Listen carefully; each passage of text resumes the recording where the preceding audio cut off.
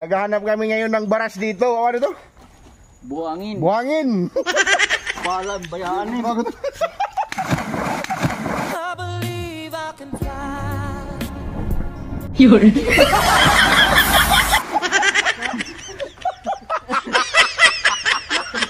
Wow, naano na niya, Brent. So, adi-ati na nga mga kabader, oh. Oh. Para sa pang ano? Panluto. Panluto. Yun. Hoy, nagmitin na ninyo dito kabayan na mo ng linta. Nandito kami ngayon sa Kagubatan. Dito lang ito sa amin, malapit lang dito sa amin. So kailangan namin mag-import sa vlog na to, sa video ito. So ayun. Hindi ako pwedeng hindi ako pwede yung tumalon din eh. Kasi baka may rig tide. Yung unang mga followers ko na nakasubaybay sa akin nung una sa YouTube, year 2019, so yung content ko doon, nangingisda kami. Dito kami nun. Nangingisda, kasama ko si Batoy. Si Batoy yung pinaka unang nakasama ko sa vlog doon sa YouTube, mga kabader. Ayan. So doon kami nan. Yan, ninilibot namin yan papunta doon. Tapos doon. Nung una, maliit lang ito. Tapos may latay pa dito nung una. Ngayon lumuwag na. Dahil sa kababaha at saka sa kauulan. Ganito ang nangyayari. Para sa mga nagsisimulang mag-vlog, ito lang masasabi ko, hindi lahat ng mga content madali. So, kailangan nyo rin mag-import. Mag-import para makagawa kayo ng magandang content at siyempre na magugustuhan ng mga viewers niyo. Kung kailangan yung tumalon sa ilog, pagulong-gulong, gawin nyo para kayo magilala.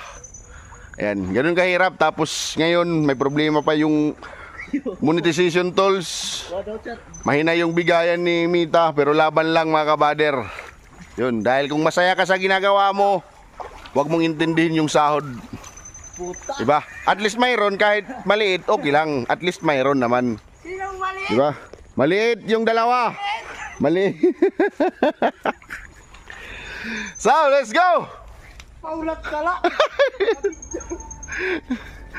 So yan guys, uwi na kami. Tapos na yung vlog. Panoorin nyo na lang. Basa na. Oh, basa na sila. Ayan oh. So hindi namin kasama yung mga baldado kasi bawal sila dito. Mahirap kasi yung daan dito. Oh. Paano natin isasama yun? Baka mapalindas yun. O baka mapalindas. Oh. Hindi sila pwede. Pwede sila dun lang sa baso. Di ba? Sa baso lang sila, sa baso. Pero dito, oh, ang hirap kasi ng daan dito. Oh, sinyo mga kabader, oh. Oh, di ba? Ang hirap ng daanan namin dito.